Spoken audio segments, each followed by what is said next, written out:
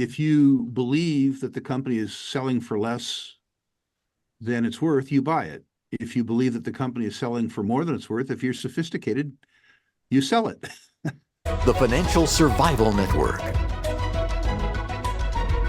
Now more than ever. And welcome. You are listening to and watching the Financial Survival Network. I'm your host, Kerry Lutz. Well, Rick Rule is on with us now. Never forget, you find him at ruleinvestmentmedia.com. Rick, it's great to have you back on the show. So you're feeling like a stop clock that's been vindicated once every 10 years, 8 years? You know, what I do seems to lend itself to that, Kerry. Resources come and go in favor. Mercifully, the sector is broad enough that something's always out of favor and cheap, and something's always in favor and expensive. And I think the key to success in my sector is to buy the stuff that nobody wants and sell the stuff that everybody wants. And the market's been pretty generous with me in that regard over time. And have a lot of patience, right? I do. A lot of patience. So how do you know when you're in that position and the world is against you? It seems like everything's going against you. How do you maintain your confidence and the strength of your convictions? Well, let me give you two examples. 2022, you interviewed me, and I was talking uranium. Nobody cared. I remember. But the arithmetic was compelling. Worldwide, the industry was making the stuff for $60 a pound, including tax and cost of capital. And they were selling for $20 a pound. They were losing $40 a pound and being miners trying to make it up on volume. The price didn't go up. The lights were going to go out, despite the fact that we believed we were rich enough that we didn't need uranium. Uranium was 20% of baseload power demand in the United States. So either the price of uranium would go up or the lights would go out. That's how simple it was. I didn't know when it was going to happen, but I like the math and the fact that something has to happen. About the same point in time, a little later, COVID happens. Automobile traffic and air traffic decline. So the oil price declines, going sub-zero a little while, but settling out at $20 a barrel.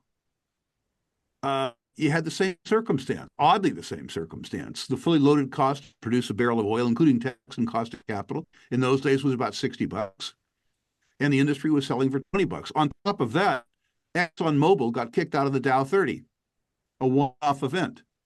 You have the best capital allocator in the business selling a 13% dividend yield because people thought never oil prices were coming back. This is pretty simple. You don't always get the timing right. Sometimes you're a year and a half early. Sometimes you're 2 years early. But if you can get a 400% move in Exxon, particularly with a 13% dividend yield to keep you comfortable while you wait, you can afford to be pretty patient. It's always good to be paid while you're waiting. These situations, looking out at all the sectors that you follow, is there anything similar out there now? Is platinum that type of play? I think palladium? Platinum is a very good play. Platinum and palladium is a very good play. Not as extravagant a value as either of those, but outlook for platinum and palladium is muted because the big thinkers of the world tell us that the internal combustion engine is going away. Platinum is used, of course, for catalytic converters. I don't believe the internal combustion engine is going away until 2065 or 2070. Until then, I don't see an overwhelming public demand for more smog. If you sell an internal combustion engine and you want to equip it for Western standards of air quality, you need platinum and palladium. And that's really interesting, Kerry. You know, it takes about $100 worth of platinum now to put in a catalytic converter that enables the sale of a $40,000 or $60,000 car. If the platinum price doubled, it wouldn't change the finished price of a car. So I really like that. Meanwhile, platinum and palladium are produced really in 3 countries: South Africa, Zimbabwe, and Russia. If perchance there was some social circumstance in one of those 3 paragons of stability that would cause a disruption in production of platinum and palladium, it would be easy to see the price double. I'm not saying it's going to happen, But, I mean, the most stable of the three countries is Russia, and that's a pretty tough test for stability. Africa's a basket case. Zimbabwe aspires to be a basket case. So I think that's a really interesting speculation. I also think North American natural gas over the 5-year term is stupidly cheap. It's overproduced right now as a consequence of byproduct production around shale, particularly in the Permian Basin. But Kerry, low prices are always the cure for low prices.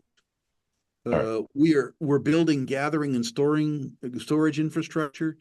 The European chemical industry is relocating from Germany to the United States to take advantage of our natural gas, and we're building liquefied natural gas facilities.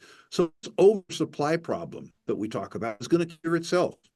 Much of the benefit of natural gas oriented shareholders. Do you remember the day? I mean, we were literally youngsters back then, but most of the heating in the Northeast was generated by burning, oil, number two. It's Heating basically oil, the sure. same as diesel, just has Yep. dye in it, it's taxed. So at that time, there was a mass movement after the first energy crisis to equip all these furnaces so they could switch to natural gas on demand. And then there was an arbitrage. When nat gas got too high, you switched back to oil. When oil got too high, you switched back to nat gas, or the price of nat gas dipped, you went back. That arbitrage went away because the premium per BTU of oil as opposed to nat gas made everybody switch to nat gas.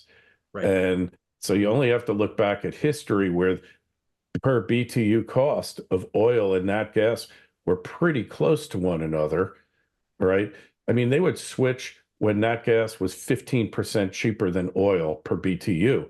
Now we're looking at like 40, 50, 70% discounts. And that's been going on for like 20 years, Rick. And yes, everything you say is true. And for the carbon-centric audience, natural gas generates substantially less carbon oil, hence its popularity on some global markets. The Chinese, as an example, who are not anti-fossil fuels, they're the biggest consumers of coal in the world. The Chinese government notes that 500,000 Chinese people a year die of particulates in air pollution. And they've said that, importantly for them, not merely because of carbon, but also because of particulate air pollution, that their energy future has large measures of both nuclear and natural gas. In addition to the BTU price disparity that you so accurately described. Yeah, I mean, if they could have figured out how to efficiently run cars on nat gas, every car would be running on it now, but it's just not really efficient distribution-wise, and in terms of, you get more BTUs out of a gallon of gas than out of compressed natural gas, so it's just not practical. But it's always struck me at like, right now, 280, 290 per MCF. It's always been the screaming bargain of the energy industry, and now the fact that Europe, German companies in particular, petrochemical companies, all of them are fleeing over here. And you've seen the results in the capital investment boom that's taking place. Not to mention, it's the best way probably to generate electricity other than nuclear, other than existing nuclear power plants. New nuclear power plants are great, but they're cost prohibitive at this point. It's just a natural thing that the demand is going to go up exponentially, and the price eventually is going to have to go up to meet that demand, right? Agreed on all counts. So how do you play that trend? It might be 2 years, it might be 5, but it's going to happen. I don't think you need to be too tricky. For mid-continent natural gas, which is the Permian Basin, the Anadarko Basin, Devon is a good name. Pays a nice dividend while you wait. For the U.S. Northeast, benefiting from home heating, benefiting from the relocation of the German petrochemical industry, also benefiting from the gigantic Marcellus gas field in the Northeast, you probably play Equitable, EQT. If you want to be a little cuter, the Canadian natural gas market is even more depressed than the U.S. natural gas market. Their Prime Minister, Mr. Trudeau, doesn't seem to see a business case, to quote him, for selling Canadian natural gas, despite the fact that the Germans would like it, the Japanese would like it. Everybody in the world sees the business case except for him.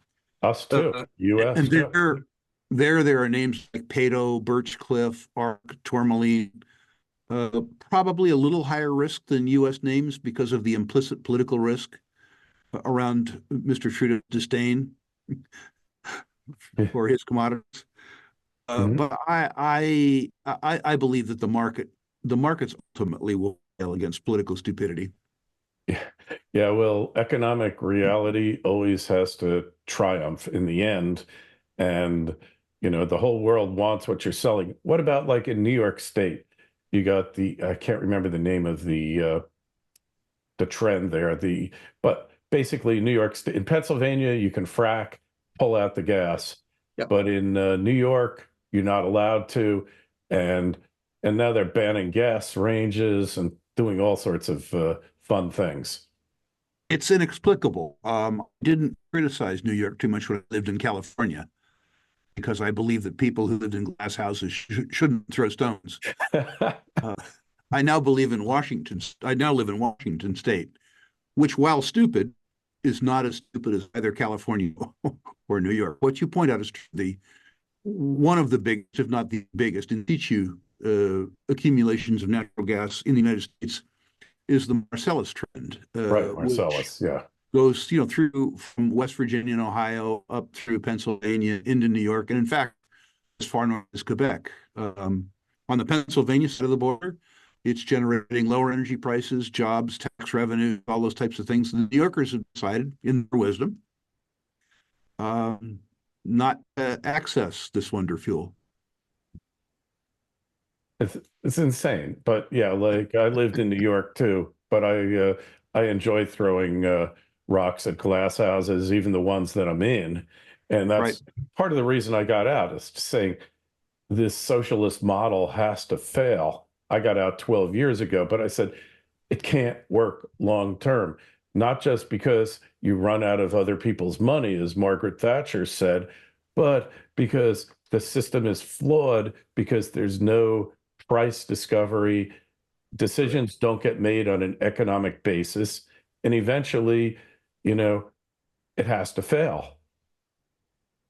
Agreed in all regards. All right. So nat gas, what about silver? Is silver like another nat gas? Because it's up. Everybody's partying like it's 1999. Silver is up to $30. It's going back, loses $2 in a day, like the good old days in 2011, 2010.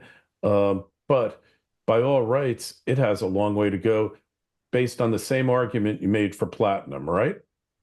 In my experience, silver is schizophrenic. It's both an industrial material and a precious metal. In my experience, too, the most important part of the price volatility has to do with its utilization as a precious metal rather than industrial material. In prior precious metal bull markets, momentum has to be led by gold. After the generalist investor buys the precious metal narrative, then silver moves further and it moves faster. In my experience, silver has to move first. What I liked about silver stocks at the beginning of this year is they were roundly hated. There is no hate as sincere as the hate of a jilted lover. And all the silver speculators, the sort of Reddit silver squeeze, hate silver because the narrative that caused them to buy it cost them a lot of money. And that hatred was being expressed in the market, which meant that there was no competition for buying either silver or silver stocks, the silver being even more volatile than silver. That hatred has largely dissipated around the silver stocks. So I would suggest that perhaps some of the easy money has been made. But Kerry, you will recall past silver equities bull markets. They are, well, Casey says, when the generalist investor comes into the silver market, it's like trying to Hoover Dam through a garden hose. There isn't enough market cap in that silo to handle the incoming money. I remember, well, the beginning of my career, in the decade of the 70s, I was too poor and too stupid to take advantage of it. But Coeur d'Alene, as an example, went from a penny to, pardon me, 10 cents to $65. Truly a quantum move. Later, in the later part of the decade of the 80s and the early part of the decade of the 90s, I was involved in that little silver bull market. The silver price, did pretty well. But things like Silver Standard, which we underwrote at 72 cents, went to $40. Pan American, which we underwrote at 50 cents, went to $45. I mean, the upside move in the highest quality of the silver juniors, not the really, penny dreadfuls.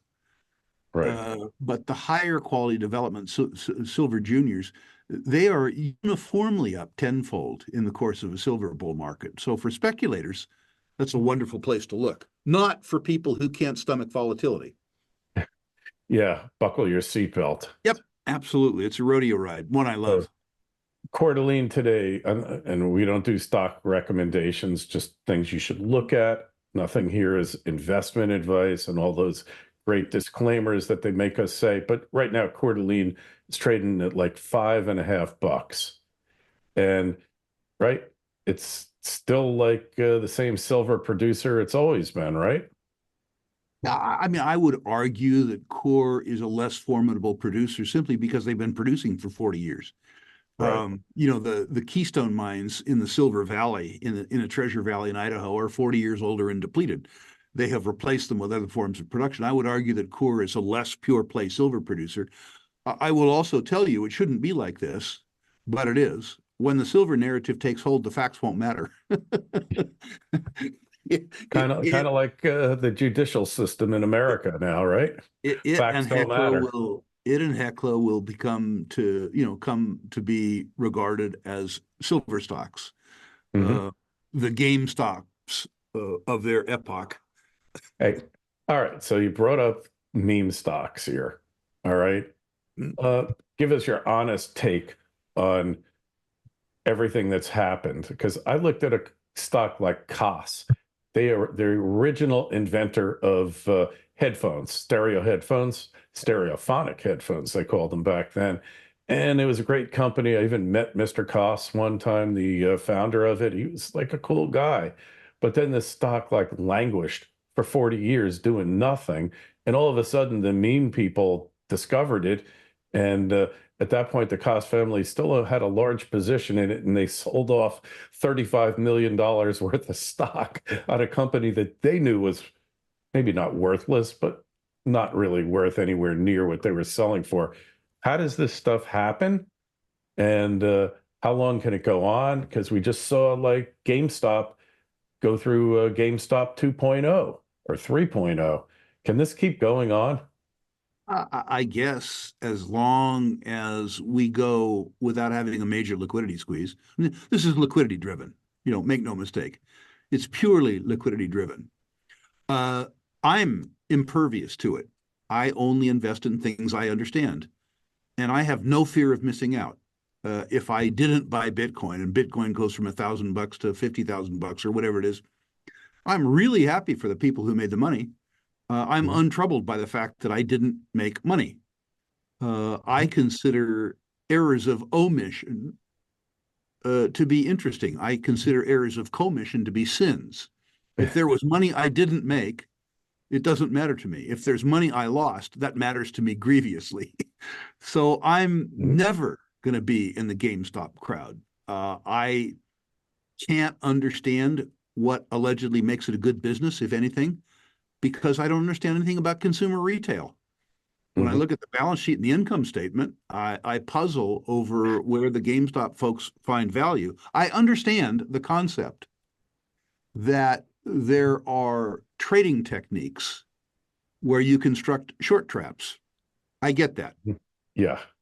I'm really concerned about the online crowd who doesn't understand the dynamics of markets well enough to understand how you construct and how you collapse a short trap.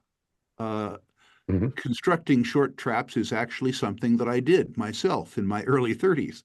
I understand them fairly well. But these were very, very, very small circumstances in very, very controlled situations. So what's happening now appears to me to be, for most of the practitioners who I wouldn't describe as particularly sophisticated, No. a very, very dangerous activity. Yeah, it's like running in front of a steamroller to pick up nickels, right? Right. Hey, just as a point of fact, Bitcoin's right around, it's June 11th today. It's right around 67,000. So you could have made even more money off of it, Rick. But hey, so let's talk about these short squeezes. Now, if you listen to Elon Musk, he thinks that short selling is, the devil's work.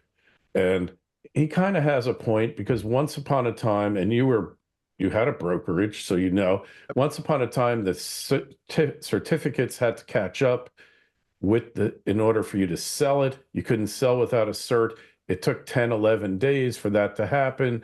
So they invented short selling to allow companies to not get wiped out, customers and brokerage houses not to get wiped out while the certificates caught up. We're not there anymore. What purpose does short selling really serve now? And I intellectually understand the argument, but we've kind of like crossed the Rubicon with short selling, haven't we? No, I disagree with that. I mean, what social good does going long fulfill? Yeah. You are trying to make money as an investor on a market. If you believe that the company is selling for less than it's worth, you buy it. If you believe that the company is selling for more than it's worth, if you're sophisticated, you sell it. I think that the shorts, two comments on shorting personally, well, maybe three.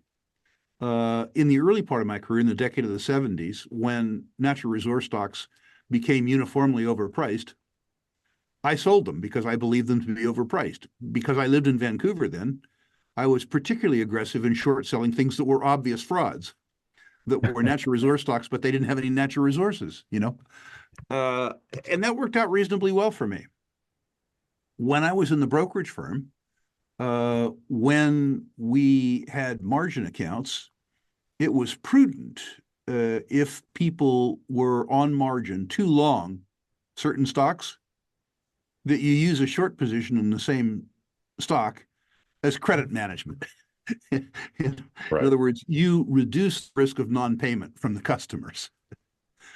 On the other side of that, in the early part of the decade of the 90s, when there was no market for natural resource stocks at all, it was relatively easy for me to give the professionals long, broad, small upticks to let them establish big short positions in tight float companies. And then I asked my friends who had in effect loaned that stock to pay off their market loans, call the stock in, and help the promoters promote the stock. When I was involved in stock promotion, the early part of the decade of the 90s, there was nothing I liked more than a good short position where I thought I was right and they were wrong. When stock has already been sold, you have a buyer. The question is what price they'll buy back at. And that's basically decided by a war in the market. Value always wins out. So we were able, in the decade of the 90s, to do some pretty interesting financings in companies simply by allowing the shorts to get short and trapping them. Squeezing them out. Yeah, it was fun. Then when they had to come into the market to buy stock, the guys that we knew would supply them the stock. and put that money back in the companies by way of a financing. From Mr. Musk's point of view, part of his job involves monetizing dreams. He needs to put the truth around a technology in the best possible light so that, he can raise a couple $1 billion and make that dream a reality. During the dream phase, they're overpriced. The question is, who is going to harvest the economic surplus? Is it going to be Mr. Musk or is it going to be Wall Street? And so Mr. Musk, as a stock issuer, regards the shorts who are fighting for the same bids as competitors. So, of course, he would look down on competitors. Right. But we do have a thing called abusive short selling. Is that just management griping? But at times mostly you get naked shorts, right? When I see discussions of abusive short selling in Canada, in particular around resource stocks, it usually comes from promoters of stocks that nobody in their right mind would buy anyway. The idea that there is a massive conspiracy of naked shorts involves more faith in credit than I would have. If I was running a clearing firm and I was ultimately responsible for the shorts delivery, and they were short, and I could see that they didn't either have or have access to the collateral, I'd throw the trade out. If there is a massive short selling, naked short selling network out there, and there is a clearing firm that is financing that, because they ultimately have to end the trade. They have to make it good. And those people have a very different sense of what's a prudent credit than I do. I can tell you that if there was let's say, Jersey City market maker who was short a broad spectrum of stocks, quote, on the finger, which is to say, without access to collateral to back up what is in effect a stock loan, I wouldn't loan them money. And if you're allowing them to maintain a short position, which you are ultimately good for, you are in effect loaning them money, or if nothing else, you're providing insurance for them. You're backstopping them, yeah. And that just doesn't make any sense to me. I mean, I was in that business for a very long time, as you know, Kerry. Sure. And I was happy to be a lender, but I wanted to be a collateralized lender. Yeah, it's always better to be secured than nothing as insecure as an unsecured lender in this world, right? Now, my former partner, who's a very nice guy, a very honest guy, a very bright guy named Eric Sprott, believes that this is a major problem. And it may be. I just don't understand, with my background as a lender, what lender would be stupid enough to allow it to become a major problem, because that lender wears all the liability for maybe 20% of the profit. That just doesn't make any sense to me. Yeah, when that squeeze happens and they can't cough up the money, basically first it's the broker and then it's the clearinghouse. Yep. They got to cough up that money. Yep. Because everybody's got to get paid. Otherwise, you have no faith and no confidence in the exchange, and that's a real negative. So somebody's got to make good, right? Correct. So interesting. I do think there's instances of it. I don't think it's perhaps as widespread as many would like to believe, but I think it happens on occasion where they just play the rules.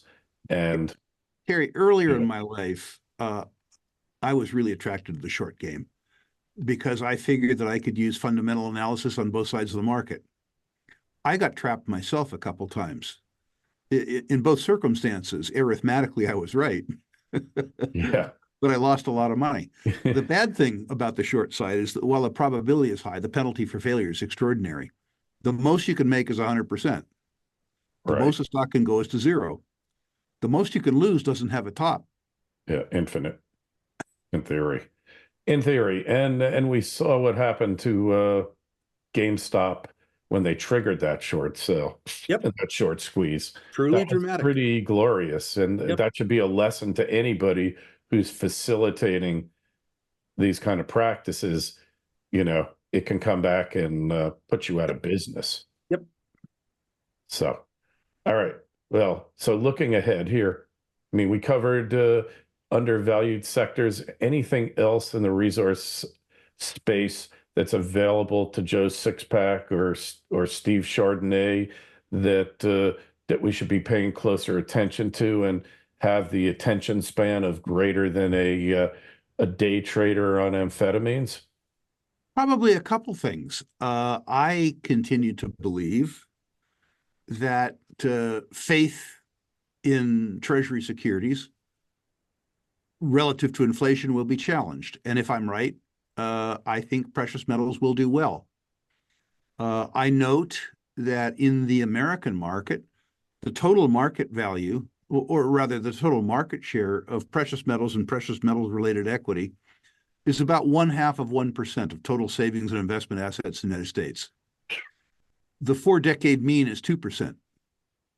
I believe that the market share will at least revert to mean. If I'm right, that means that demand in the US market, the biggest capital market in the world, quadruples. And that's what I think is going to happen. And I don't think that you need to come down to the penny dreadfuls to play that space. I think that you can buy market beta. Mm-hmm. You can buy the Franco-Nevadas, the Wheaton Precious, the Agnico Eagles. You can get 85% of the market beta while de-risking the trade in terms of operational success or failure by 70 or 80%. So right. I'm really, really attracted to that. What about like a Newmont? Their profits got to be I think with Newmont, you need to wait before you deploy until they have sold off enough of the second tier assets that they have. My knock on Newmont has always been that they manage too many mines, not enough big ones, which is why their all-in sustaining capital costs have been too high. They said as a consequence of acquiring Newcrest that they were going to clean house. They were going to sell a bunch of deposits. Billions. Yeah. While they would be attractive for smaller companies, are too small for Newmont to mess with. And by doing so, they would repair a balance sheet that was certainly challenged with the Newcrest transaction. If they do all that, I think you have a renaissance at Newmont. There's some very good people there. They shouldn't be running 30 mines. They should be running 7 or 8 mines, and they shouldn't be running as much debt as they're running. I don't own Newmont, although I will admit to have sold some Newmont puts. I'd like to either acquire it cheaper or just have the put expire worthless and me grab the premium. I'm okay with that. For most people who don't waste as much of their time as I do studying gold stocks, buying the very highest quality ones, just capturing de-risked beta, I think over the next 5 years will be a very, very attractive outcome. Okay. And do you think the dividends on these stocks are going to go up? I do. Having so much free cash flow, I do. Pretty much won't know what to do with it, right? Well, particularly in the royalty and the streaming companies, until a transaction comes up, all their cash flow is free cash flow. Right. At Franco-Nevada, in effect, 11 basis point management expense ratio. Their gross is their net. Yeah. And they may have great deployment opportunities coming up, particularly around writing gold streams on big copper assets. I mean, that's going to be a very good business for the next 5 years. But until those transactions materialize, most of their free cash flow surplus. Right. And they're just kind of sitting on it, waiting for the next big deal. So they got to send a little bit to the shareholders' benefit, right? Yep. Interesting. So, all right. So US dollar, like I'm sick of talking about it because, it's like Mark Twain said, rumors of my death have been greatly exaggerated. Well, maybe not death, but maybe aging process setting in here, weakness. Our mutual friend, Doug Casey, famously said the US dollar is the worst currency in the world with the sole exception of all of the others. So the US dollar has been relatively strong. You've, Kerry, been on Earth about as long as I, and you have noted that the US dollar during the course of your lifetime has lost probably 95% of its value, which is pretty good performance when you compare it with the other currencies. We always say about the dollar, it's the best looking house in Baltimore. Sure. Or the prettiest mare at the slaughterhouse. That's another wonderful Doug Casey quote. I maintain substantial US dollar liquidity. Mhm. I do it knowing that at least for the basket of goods and services that I consume, that the value of my savings declines by 7.5% compounded, while the interest in my savings is 4.2 or 4.3% compounded. In other words, I understand that saving money costs me 3% of my purchasing power Bad a year, arbitrage. but I do it because I found that once every 10 years there's a liquidity crisis. And so I regard that negative interest rate as an option payment. In 1987 and much more particularly in 2008, Yes. having the cash gave me both the tools and the courage to take advantage of those circumstances rather than being taken advantage of. Okay. So So I do that, and I do it primarily in gold and in US dollars. okay. So I think we're about done, but I have one question for you about cycles. Okay. I talked to a lot of cycle prognosticators, and they all seem to make it seem like, cycles are completely predictable. You can see them coming a mile away, and you got to be following cycles. But I mean, I've talked to like thousands of people, different systems, and the cycle guys do seem to have something there.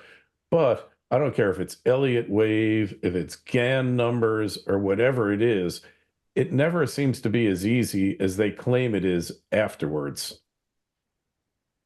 Well, there may be some of them that are good at it. That's just not the way I think.